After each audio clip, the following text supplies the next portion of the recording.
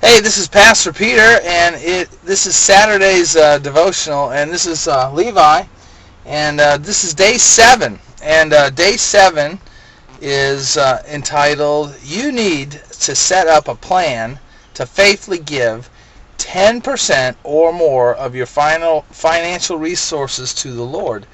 And, I've tried to do something a little different every day, different place, different setting, and today I got Levi with me. Actually, this is one of Levi's favorite places. He loves the family van.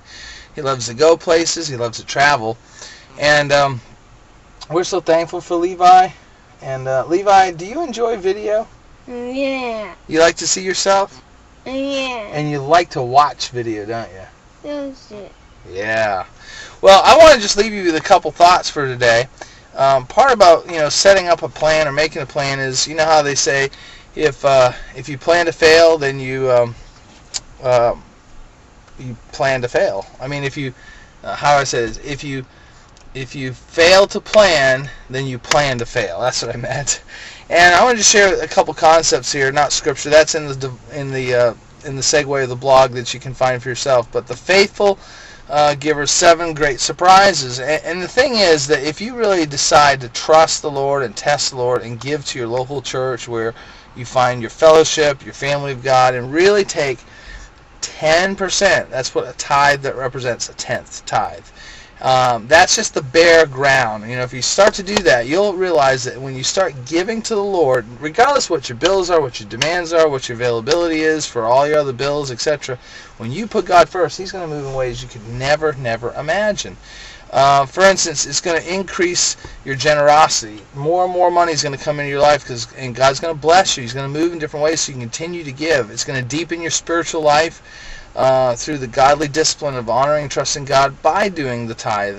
And it increases the ease in which you meet your other obligations. I mean, I don't understand it, but 9/10 will get you further than 10/10 if you trust God. God will perhaps reduce your bills in areas you could never imagine.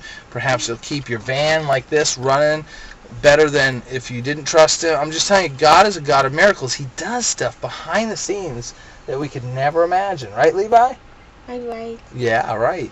And the way that tithing leads to, it also leads to more ability to generously give than you could ever dream possible. And the effects of doing it makes you a wiser manager over all the things that God has put into your life. So I encourage you to take these thoughts into consideration and make a plan.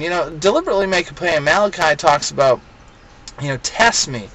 I'll open up the windows of heaven for you and pour out so much blessing you can't contain. Sometimes I think we measure blessing in monetary aspects because, that's a main part of our life.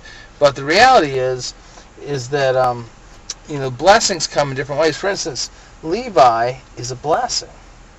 Aren't you, Levi? Yeah. Yeah. Levi's a big blessing. He's taught us a lot. We've learned a lot from him.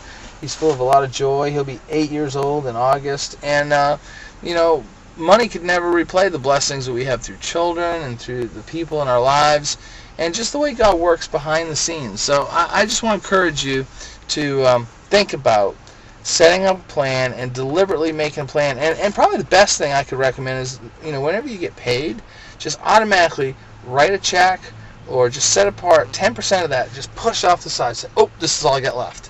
And then make sure that goes to the Lord for the work of the kingdom. And God will move and bless. So I hope this is helpful for you. We'll see you on day 8 and continue on. God bless, and set up that plan. And let me know how God blesses you. See ya. Can you say bye, Levi? Bye. Can you say it louder? Like, bye. Bye. How about look up real close? Come on, Sarah. And look in the camera and say goodbye. Goodbye. All right, let's try one other thing. Can you say, go give?